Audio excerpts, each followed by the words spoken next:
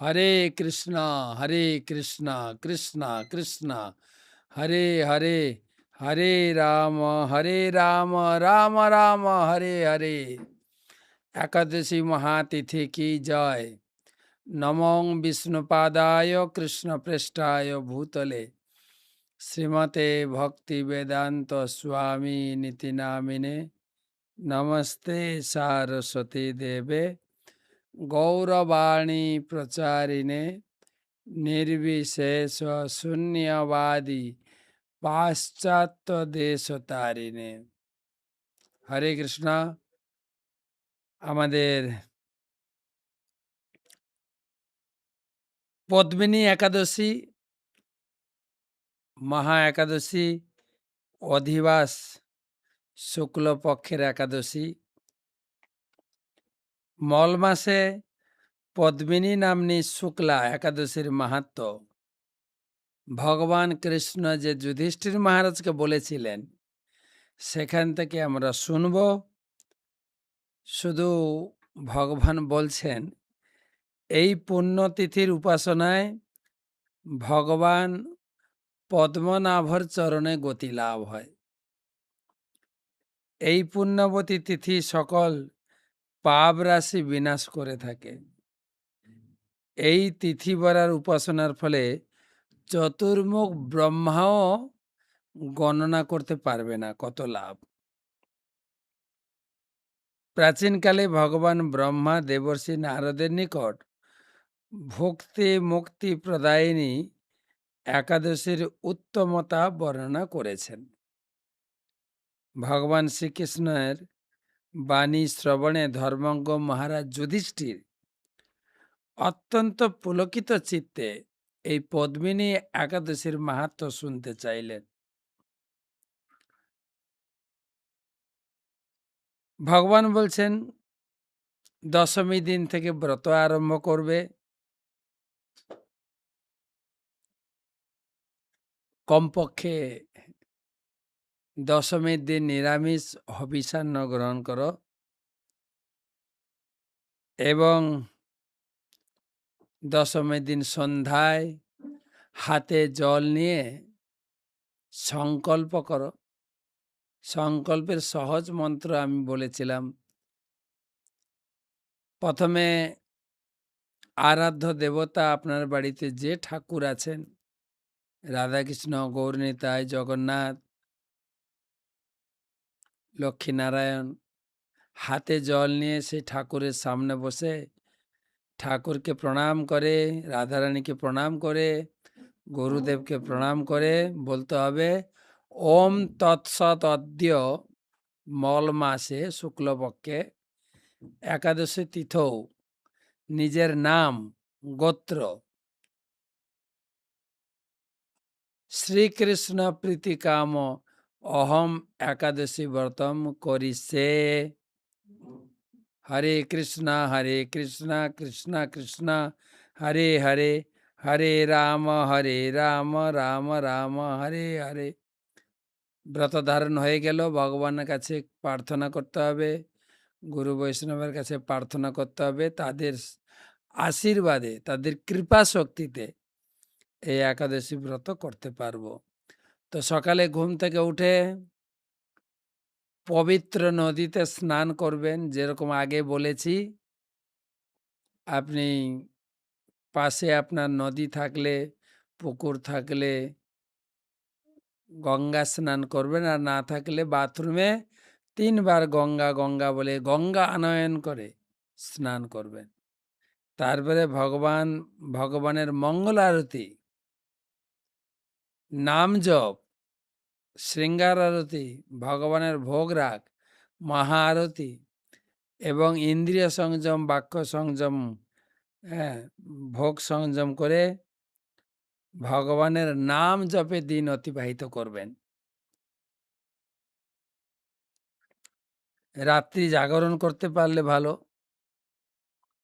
বলছে প্রথম প্রহর জাগরণে অগ্নিষ্টম যজ্ঞের পুণ্য লাভ করা যায়, দ্বিতীয় প্রহর জাগরণে বাজপেয়ী, তৃতীয় প্রহর জাগরণে অশ্বমেধ যজ্ঞ, চতুর্থ প্রহর জাগরণে রাজসূয় যজ্ঞের ফল লাভ করা যায়। পরদিবসে পালন করিয়া ব্রাহ্মণ বৈষ্ণবকে ভোজন করাবেন। যে মানুষ এই রকম একাদশী ব্রত পালন করবেন,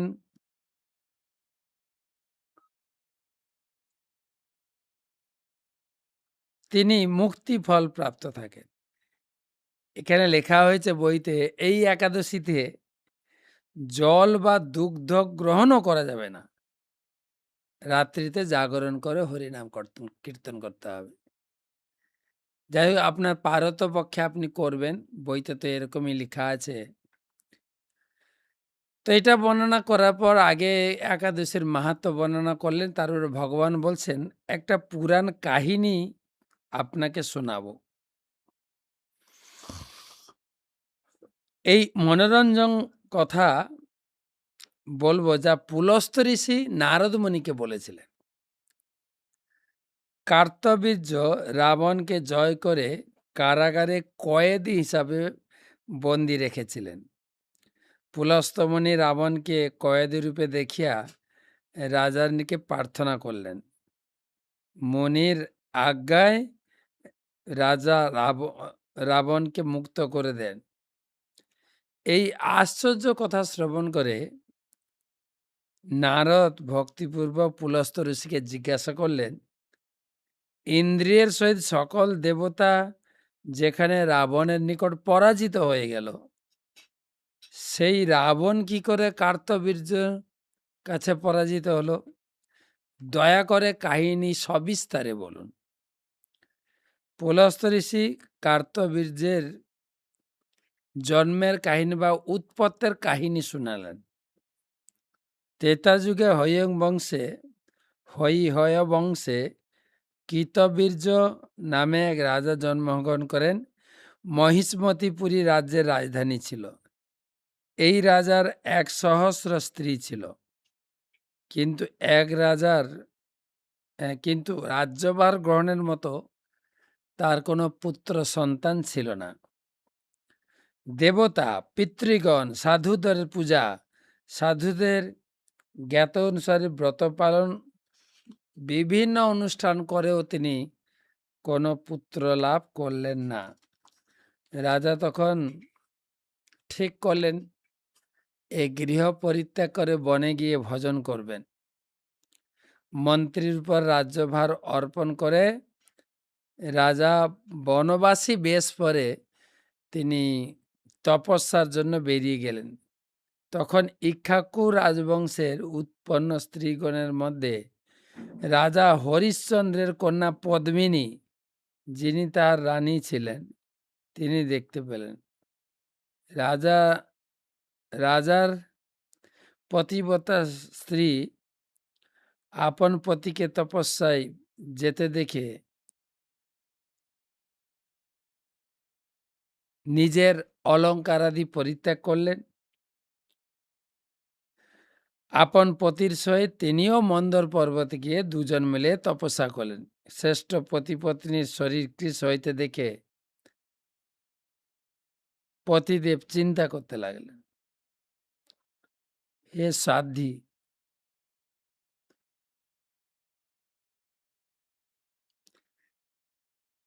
পদ্মিনী মহাসাধ্বী অনসূয়াকে বিনয়ভাবে জিজ্ঞাসা করলেন, হে সাধ্বী, আমার প্রতি তপস্যায় 10 সহস্র বৎসর অতিবাহিত করলো, কিন্তু কষ্ট বিনাশক কেশব তো কিছুতেই সন্তুষ্ট হলেন না।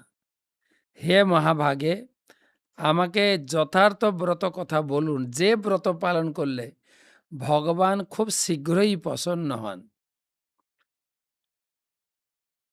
এবং ভগবানের কৃপায় আমি চক্রবর্তী সম্রাট এক সন্তান লাভ করতে চাই।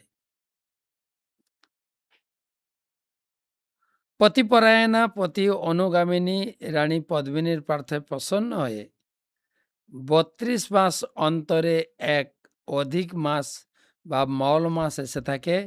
এই মাসে পদ্মিনী ও পরমা নাম্নী 2 একাদশী আছে। এই ব্রত পালন করা উচিত। এই ব্রত পালন করলে তুমি নিশ্চয়ই পুত্র লাভ করবে।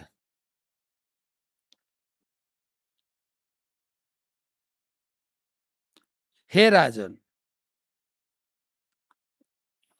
অনসূয়ার ব্রত অনুসারে রানী পদ্মিনী বিনয়পূর্বক একাদশী পালন করিলেন এবং কেশব ভগবান গরুর আরোহে পদ্মিনী সমীক্ষায় আসলেন এবং তাহাকে বর প্রার্থনা করতে বললেন।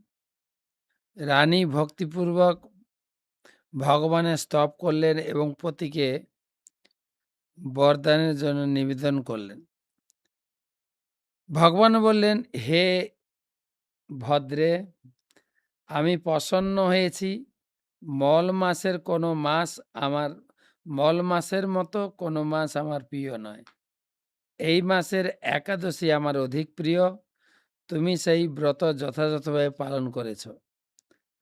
তৎ অনুসারে আমি তোমার পতিকে তাহার অভিলষিত বর প্রার্থনা বা বর প্রদান করব।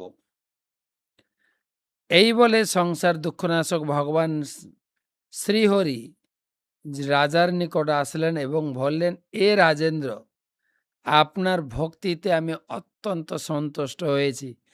আপনি কিছু অভিলষিত বর প্রার্থনা করুন।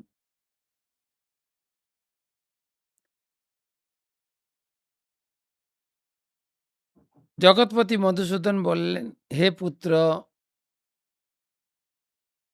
এমন হোক যাহাতে দেবতা, মনুষ্য, রাগ, দৈত্য তথা রাক্ষসাদি কেউ পরাজয় করিতে পারে না, এইরকম আমি এক পুত্র লাভ করতে চাই। রাজার প্রার্থনা অনুসারে পুত্র হইবে, ভগবান তাকে আশীর্বাদ করলেন।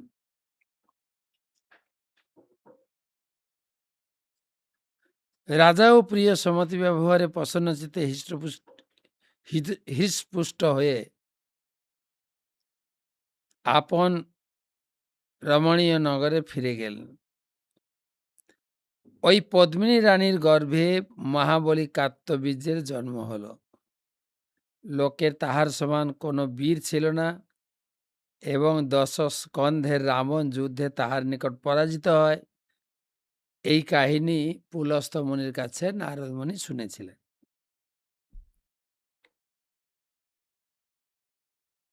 যে মনুষ্য ভক্তি সহকারে মল মাস কৃষ্ণ শুক্লপক্ষিয়া পদ্মিনী একাদশী ব্রত পালন করেন, তিনি ধন্য হয়ে যান। যিনি এই ব্রত মাহাত্ম্য শ্রবণ করেন, তিনি বহু পুণ্য